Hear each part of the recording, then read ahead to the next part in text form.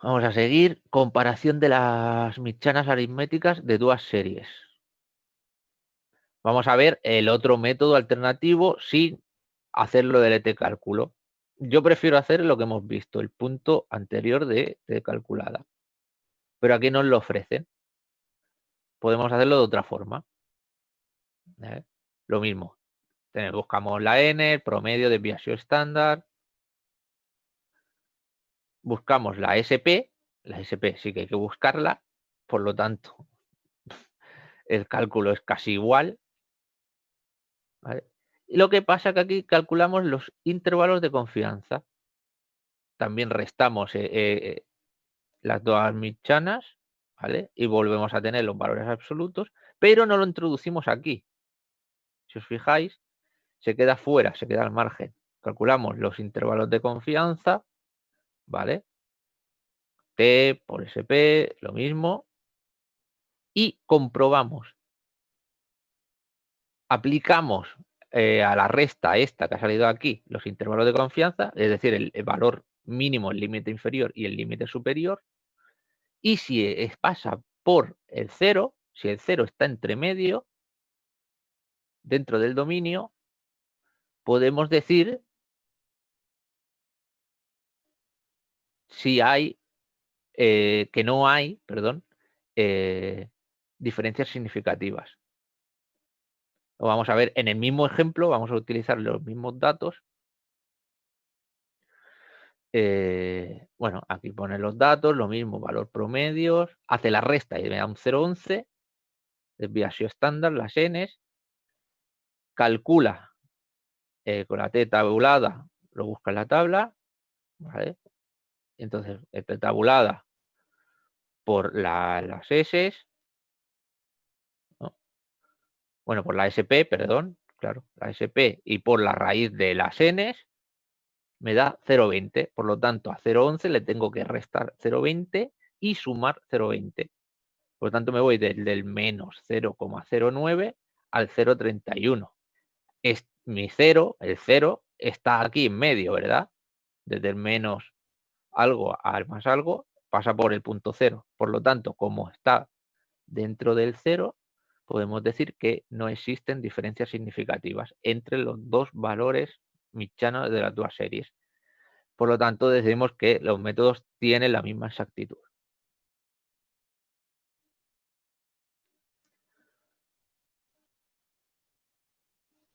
Vamos ahora a la comparación de las mitjanas aritméticas de dos series andadas aparelladas. ¿Vale? ¿Qué quiere decir esto? Que los datos de dos series se encuentran vinculadas entre sí. Por ejemplo, el efecto de un medicamento en una serie de individuos. Antes se mira la muestra antes y después. Pues, evidentemente hay un vínculo. Antes y después, pero la muestra es la misma. Bueno, la misma entre comillas. Estudio de los métodos analíticos, analizando diversas muestras por los dos métodos y comparando. ¿Vale? También se puede hacer. Comparar de los dos métodos también.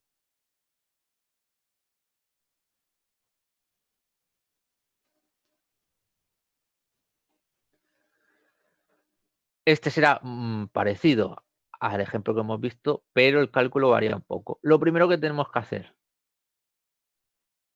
es ordenar los resultados que tenemos y calcular la diferencia de los datos. Es decir, el dato, la muestra 1, tengo dos datos, el A y el B, pues los resto y me da una diferencia.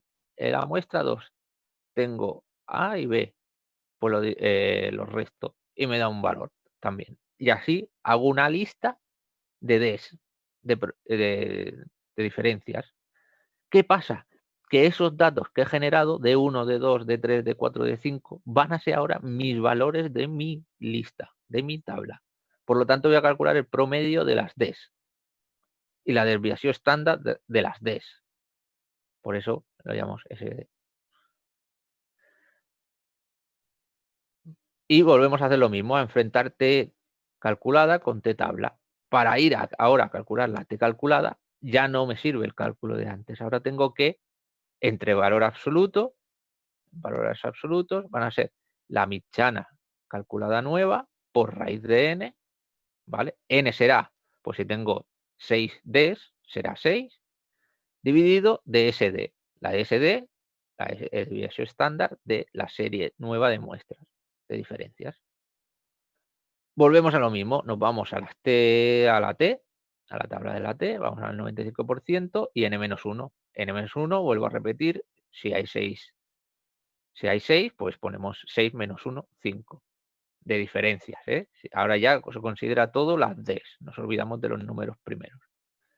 Volvemos a la misma coincidencia. Si T calculada es superior a la T tabulada, se puede decir que hay diferencias significativas porque está fuera de los márgenes, ¿vale? Siempre que veáis T calculada mayor de T tabulada, os imagináis la normal, y bueno, la normal o la T, que es básicamente lo mismo, el mismo dibujo, muy parecido, pero T calculada está como por fuera, está ya cuando baja las curvas. Si fuese al revés, si T calculada fuese menor a T tabulada, pues los valores calculados estarían dentro del margen del 95% de confianza. Vamos a darle valores, vamos a verlo en caso real. Contrastamos nuevos métodos para el nitrógeno ureico en sangre. ¿Vale? Método nuevo es el de arriba, método estándar el de abajo. ¿Qué hago? Pues las Ds. Muestra 1, pues aquí estamos. 10,2 menos 10,5. Se mantiene el signo. Por aquí lo hemos visto. Conservar el signo. ¿Vale? Muy importante. Muestra 2. 0,8. Hago la resta, 0,8. Menos 0,1, etc. ¿Qué hago? El promedio de las diferencias. Y la desviación estándar de las diferencias. Hago el cálculo de calculada, ¿vale? La SD también la tengo que calcular, pero aquí no lo pone. Y me da 1,67. Y la T tabulada, 2,57, que será 95, 1, 2, 3, 4, 5, 6, 5. 95, 5, 2,57. Como 1,67 es menor a 2,57, ¿vale? Se puede decir que no hay diferencias significativas en los dos métodos. Y también podemos hacerlo como lo hemos hecho antes, calculando el valor promedio más menos límite superior e inferior y viendo si 0 pertenece al dominio, al rango de mis valores. Aquí tengo el cálculo. Aquí, bueno, se me ha generado una fórmula, no sé por qué, y no la puedo quitar. Bueno, veis, el cálculo es lo mismo, las diferencias son los mismos, promedio, desviación estándar. Lo único que, bueno, al promedio le añade los límites de confianza, del menos 0,15 al 0,72. Como pasa por el 0, decimos que no existen diferencias significativas, que curiosamente es lo mismo que hemos dicho antes también. Tiene que coincidir. Si no coincide, algo hemos hecho mal. O estamos justo en el límite que al redondear pues nos ha saltado. También podría ser. Sería mala suerte, pero podría pasar. Punto 4. Comparación de las precisiones de dos series. Ojo aquí que las tablas cambian. Para el 4 y el 5 son otras tablas, que también las ponemos aquí.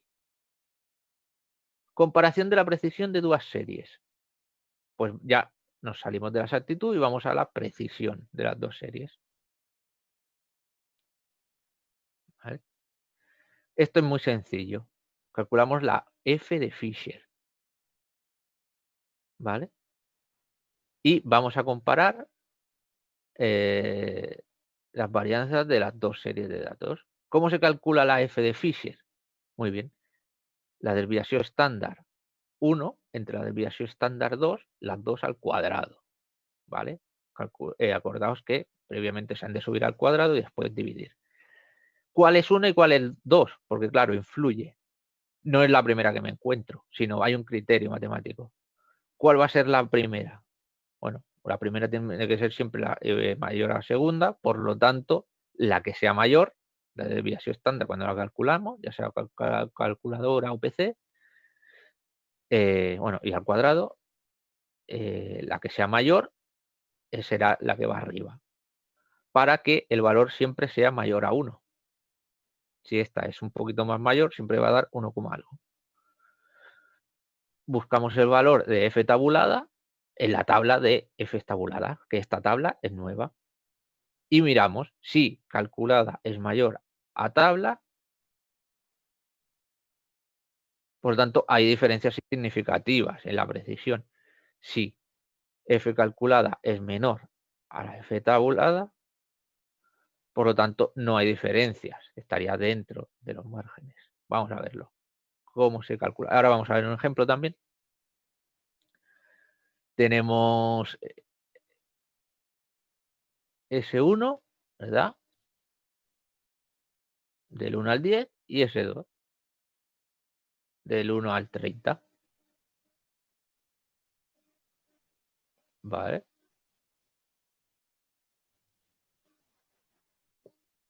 Y vamos a verlo con el ejemplo. ¿Vale? Esto verá ya con el número de muestras.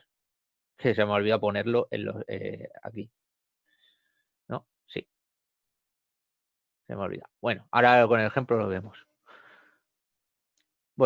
Queremos ver si hay diferencia de precisión entre los dos instrumentos. Y bueno, pues cogemos 25 mililitros de agua, ¿no? Y lo hacemos con la pipeta y con la probeta. Con la pipeta lo hago 1, 2, 3, 4, 5 veces. Con la probeta 1, 2, 3, 4, 5, 6. Hago primero la F calculada y ahora nos vamos a la tabla. Sé que queda pendiente aún. Vamos, bueno, tenemos aquí los datos. Calculamos la desviación estándar, lo calcula el Excel, perfecto, de pipeta y de probeta, y la varianza, acordaos que es el valor al cuadrado. Muy bien. Y la F calculada, que la F calculada es la desviación estándar al cuadrado de 1 entre 2. La desviación estándar al cuadrado mayor es la que vemos aquí, la de la probeta, por lo tanto, esta va a ir arriba entre la de la pipeta. Y me va a dar 345,7. Vale.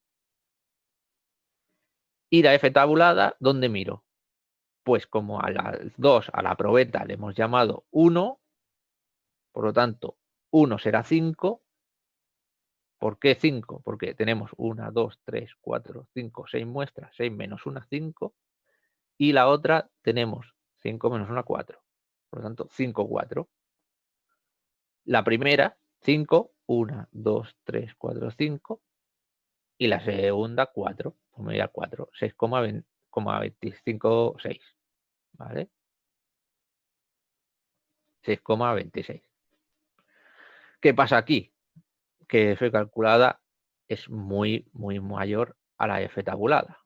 Por lo tanto, sí que hay diferencias significativas en la precisión de la pipeta y la probeta. Es evidente. ¿Vale? Viendo los datos, bueno, los datos no. Viendo la dispersión, como la pipeta da 24,95, 98, 97, da algo muy preciso. Sin embargo, la probeta, por eso siempre intentamos medir el volumen con pipeta. Con la probeta, mira, 24,97, 24,72. Hay mucha diferencia. 98, muy bien, pero luego cae al 39, al 62 y al 16. Por lo tanto, no tiene nada que ver la precisión de la pipeta con la de la probeta. Mucho mejor la pipeta. Prueba de x al cuadrado o chi al cuadrado. ¿Vale? Esto ya es el último, terminamos. Prueba de chi cuadrado. Pues lo utilizamos para ver si hay diferencias significativas entre las frecuencias observadas y las esperadas. Acordaos que era la frecuencia, el número de éxitos, por así decirlo, ¿vale? Las veces que salía cara o cruz, o las veces que pasa algo que preveo, ¿vale? Pero es que hay a veces que yo preveo que van a salir 10, ¿vale? Las esperadas, y observando salen 2 o salen 50. ¿Qué ha pasado? Pues bueno, vamos a ver aquí el cálculo. Pues vamos a... ¿y qué es, al fin y al cabo? Es la comprobación de la normalidad de una determinada distribución. Es decir, si la muestra se está comportando de una forma normal. Comprobación de un modelo matemático que tenga una distribución normal, evidentemente. Determinar si la diferencia de la aparición de determinar valor, perdón, es deguda al azar. O incluso si me he inventado valores.